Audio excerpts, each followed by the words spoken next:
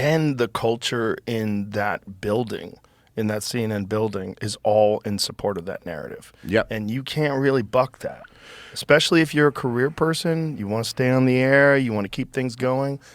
Just look what they did to Tucker Carlson, who was the #1 guy on television. And whatever feathers he ruffled, whatever people he pissed off, I don't believe he's openly discussed it yet because he's probably got some sort of a lawsuit going on. They removed him because he was a problem. The way he was discussing things was a problem.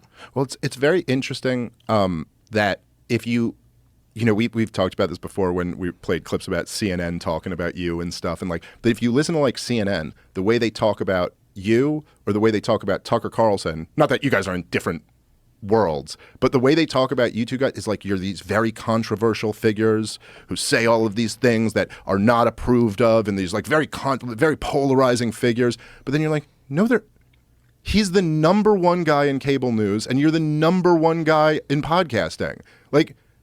You guys, how are you guys viewed as controversial? But CNN is talking to an audience of 200,000 people and letting people are very skeptical of these guys. I'm like, no, they're not.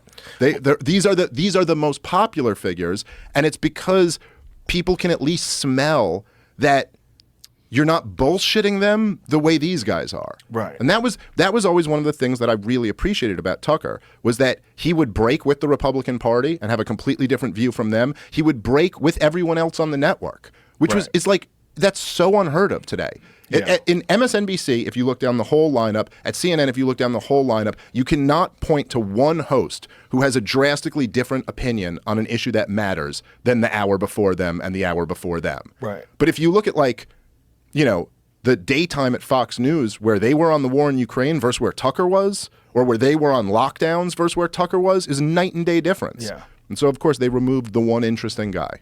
Well, he was kind of doing podcasting on TV. Yeah. He had gotten to the point where his show was so huge that he could kind of get away with it. And he incrementally kept ramping it up to he's like, the CIA killed Kennedy. Yeah. Jesus. Yeah, he started really going for it. He was going for it. That was great. People need to hear that. Well, the beautiful thing is now he's just going for it on Twitter. And, Elon's like, okay, go ahead. And you can see it in him that even though he was going for it on Fox, you can see the freedom he has. Oh, yeah. On Twitter, where he's like, okay, I'm not pulling any punches now. Yeah. And I love that. Yeah. That's beautiful. Well, it's important.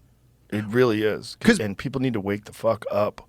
Well, look, even with this Trump thing, man, it's like I was saying, how so many people still believe the Russia collusion story, which was all made up, man. And you can go follow this whole thing. It was all made up, and they knew it. They knew what they were doing. There's that clip, by the way, before any of this stuff. This is before Donald Trump ever took office. Did you ever see the Chuck Schumer 6 Ways to Sunday?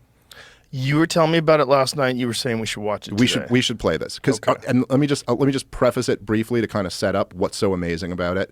There are these occasional moments where, even like I said, the thing where Chris Murphy just happens to blurt out oh yeah, our policies overthrew Yanukovych, right? There are these moments where kind of these rare moments of honesty from the kind of leaders of the regime. Yeah. And this one comes because Rachel Maddow asks him an impromptu thing. And she says that. She leads that. Yeah. So, but this is just so you know, this is Donald Trump has been elected, but he hasn't been. He's a president-elect here. So it's after the election, but he's not president yet. So this was about him tweeting something here. But he's taking these shots, this antagonism, this taunting to the intelligence community. You take on the intelligence community, they have 6 ways from Sunday at getting back at you.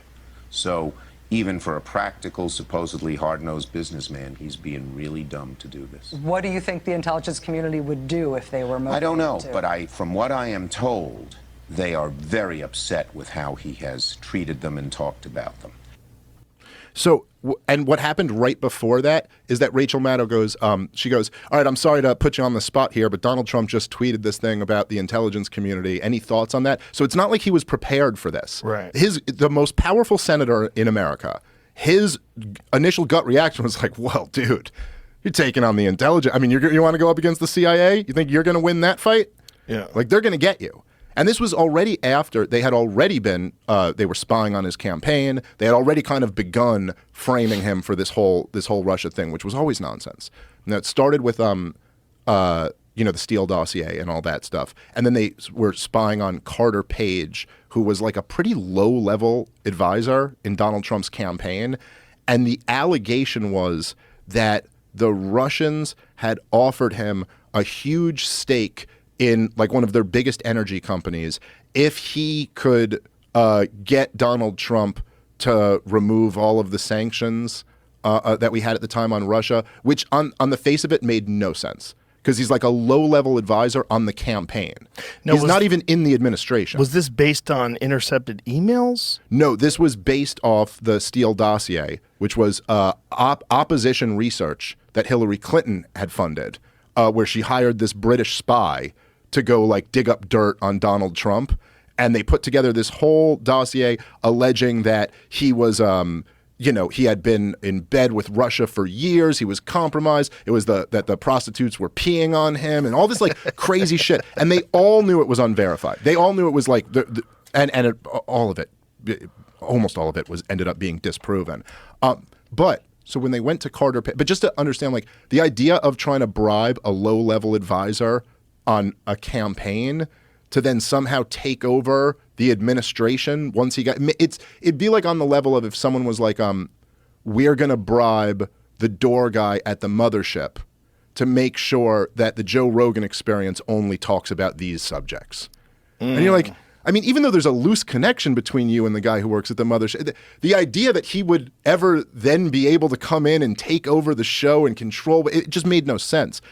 But we now know that the CIA told the FBI that Carter Page was a good guy, that he was a CIA informant.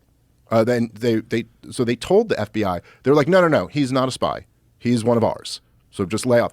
And then the FBI lied about that on the FISA application. And this was the only guy who went down for the frame job was this one FBI lawyer for misrepresenting what the CIA said. So basically,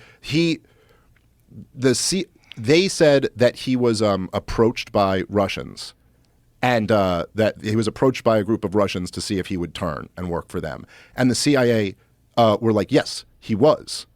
And he came right back to us and told us about it. And then when they were putting in the application for the FISA warrant, the FBI said he was approached by these Russians and the CIA confirmed it.